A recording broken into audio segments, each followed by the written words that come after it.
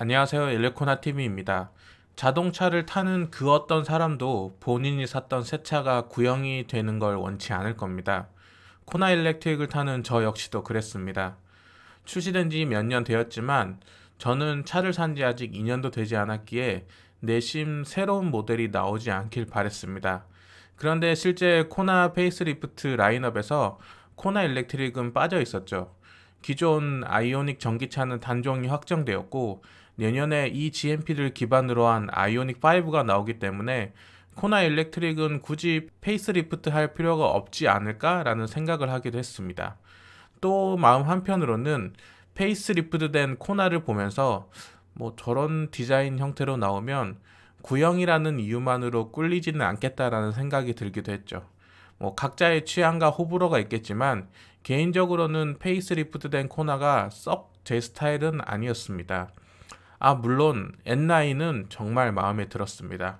하지만 이전 코나의 경우 N9이 없었고 기본 코나의 가장 상위 옵션 트림으로 가득 채워진 형태로 일렉트릭이 나왔기 때문에 코나 일렉트릭 페이스리프트가 출시된다고 해도 지금 이 디자인에서 그릴만 채워진 형태로 나올 것이라 예상했기 때문에 사실 큰 기대는 없었습니다. 그런데 지난 수요일 코나 일렉트릭 페이스리프트 유럽형이 출시가 되었습니다. 기사에 있는 사진을 보는 순간 저도 모르게 아싸 다행이다 라는 마음의 소리가 튀어나왔고 즐거운 마음으로 유튜브로 검색을 해봤습니다. 그런데 영상을 보니까 마냥 다행인 건 아니다라는 생각이 들더라고요. 솔직히 지금 제 차보다 더 괜찮은 부분이 생각보다 꽤 많이 있었거든요. 그럼 지금부터 어떤 부분이 변했고 어떤 부분이 부러웠는지 한번 살펴보겠습니다. 우선 체코에서 생산되는 유럽형 모델이라도 동일한 배터리 용량과 동일한 모터를 사용하고 있기 때문에 파워트레인은 거의 변화가 없다고 봐도 무방할 것 같습니다. 저번 영상에도 이야기했듯이 타이어는 미쉐린 프라이머 14가 적용되어 있는 것 외에는 큰 차이가 없습니다. 그래서 내외관적으로 바뀐 부분이나 디자인적인 변경을 중심으로 이야기해 보겠습니다. 우선 전면부를 보시면 실망 반 다행 반인데요. 우선 N9이 아닌 가솔린 코나 페이스리프트 앞 디자인을 그대로 적용했고 라디에이터 그릴만 깔끔하게 막힌 디자인입니다.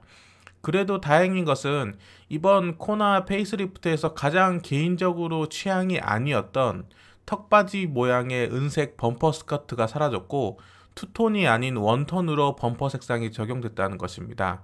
공개된 차량 색상이 다이브인 제주가 아니라 다른 색상이었다면 더 괜찮았으리라 생각됩니다. 바뀐 부분을 더 살펴보면 우선 기존 데이라이트보다 전구 구성이 더 촘촘하게 적용됐고 끝부분에 노란색 전구로 된 턴 시그널이 사라졌습니다. 개인적으로 기존 데이라이트도 별로 마음에 들지 않았던 부분인데요. 그래서 많은 코나 일렉트릭 오너들이 순정 코나 아이언맨 데이라이트로 교체하시는 분들도 있습니다. 데이라이트 디자인은 전 라인업이 동일하니 코나 N9에서 확인해보면 큰 화살촉을 가진 느낌이 나기도 하고 손잡이가 긴 과도 같은 느낌이 나는 것 같습니다. 이번에 새롭게 적용된 데이라이트도 나쁘진 않지만 비슷하게 생긴 차들이 몇 가지 떠오르긴 합니다. 우선 시트로엔 칵투스가 가장 먼저 떠올랐고 그 다음엔 지프의 체로키가 떠오르네요. 그런 부분이 아쉽긴 하지만 그래도 호박 전구가 없어진 부분은 괜찮은 것 같습니다.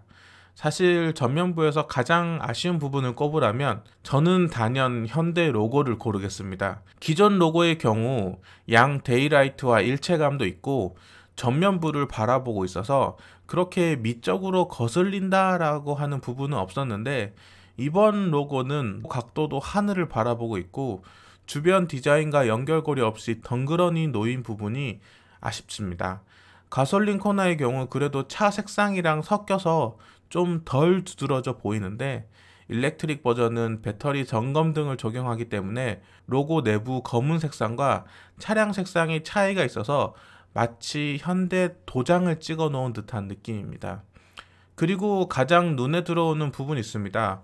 바로 충전구가 달린 덮개 부분인데요. 기존 코나 일렉트릭의 경우 충전 커버를 좌우 대칭으로 커팅해서 디자인했고 음각 무늬들이 있어서 자세히 보지 않으면 충전구가 어디에 있는지 잘 확인되지 않았는데요. 이번 페이스리프트 버전은 누가 봐도 전기차이고 누가 봐도 충전구가 앞에 있다는 걸 확인할 수 있습니다.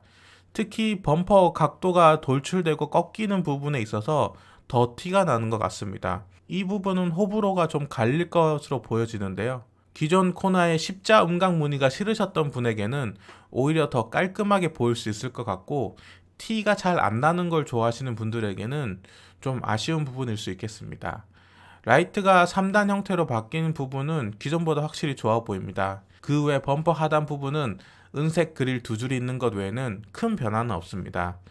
전면부에 대한 총평은 기존보다 더 정돈되고 원톤으로 깔끔해졌고, 라인들이 더 살아난 느낌이지만 개성을 잃은 듯한 데일라이트, 유난히 튀는 현대로고 뚜렷하게 구분이 되는 충전 커버 부분이 좀 아쉽습니다.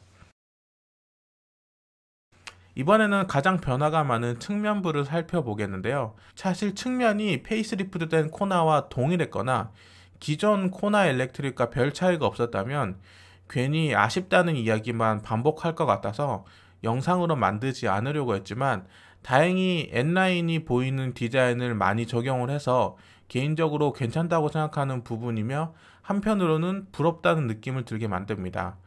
보는 순간 가장 크게 바뀐 두 가지가 눈에 확 들어옵니다. 바로 휠하우스 위쪽에 위치하는 무광 클레딩이 사라졌고, 바디 컬러와 원톤으로 되어 있습니다. 사실 저는 이 부분이 가장 마음에 드는데요. 최근 현대자동차 SUV들을 보면 이 클레딩을 많이 없애고 있는 추세이긴 합니다. 제네시스 GV80도 이 부분을 없앴고요. 산타페 역시 클레딩이 있는 모델도 있고 없는 모델이 있지만, 개인적으로 클레딩이 없는 모델이 차의 전체적인 굵직한 라인들도 더 돋보이고 차체도 훨씬 더 크게 보여서 좋아 보입니다. 안 그래도 코나는 작은 SUV에 속하는데 클레딩 색상까지 구분되어 버리니 차가 더 작은 느낌이 들었거든요.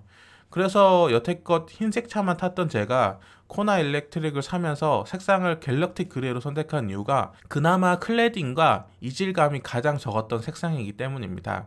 도어 하단의 크롬 부분도 없애고 원톤으로 가서 좋은 것 같고요.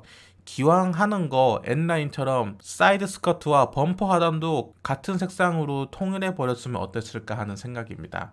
그럼 차가 더 커 보이는 효과가 있었을 텐데 말이죠. 클레딩 다음으로 눈에 들어오는 것은 휠 디자인입니다. 테슬라를 비롯해서 연료 효율을 중요시하는 많은 전기차들이 마치 고기 불판 같은 휠 디자인을 적용하고 있죠. 지금 휠도 사실 뭐 큰 불만이 없지만 새롭게 적용된 휠도 꽤나 괜찮아 보입니다. 후면부도 역시 N라인과 동일하게 범퍼와 트렁크 부분 색상을 통일시켜서 기존 코나 일렉트릭보다 차가 더 커 보이고 안정감이 있어 보입니다. 특히나 하단에 방향 지시등이 있는 부분은 기존 뒤태에서 가장 거슬리는 부분이었는데, 호박등을 없애고 LCD 턴 시그널이 들어간 것은 매우 바람직한 변화로 보입니다. 훨씬 더 날렵해지고 세련돼 보이는 것 같습니다. 그리고 특히나 가솔린 코나에 적용되어 있던 마치 사람의 입 모양처럼 보이는 스키드 플레이트를 뺀 것은 너무나도 잘한 선택이라고 생각합니다. 이거를 계속 보고 있으면 마치 저 차가 나에게 뭐라고 한마디 할 것 같은 묘한 기분이 들더라고요. 차의 뒤태에서 가장 중요한 테일램프 디자인을 자세히 보면 앞쪽 데이라이트 디자인과 통일감을 주려고 했던 것 같습니다.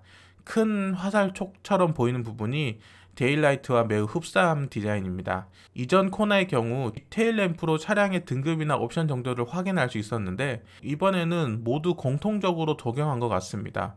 개인적으로 테일램프는 이전 버전이 훨씬 더 이쁘다고 생각합니다. 그리고 이거는 여담이자 예전부터 궁금했던 부분인데요. 일렉트릭 레터링이 왜 가운데 C는 떨어져 있는데 끝에 C는 I랑 붙어 있는 걸까요? 이게 왜 그런지 아시는 분은 댓글로 좀 알려주시면 정말 감사하겠습니다. 이렇게 외관적인 부분은 다 살펴봤는데요. 전반적으로 괜찮다고 생각했던 N라인과 대략 한 80% 정도 맥락을 같이 한 측면과 후면이 기존 일렉트릭 버전보다 훨씬 더 나아 보입니다.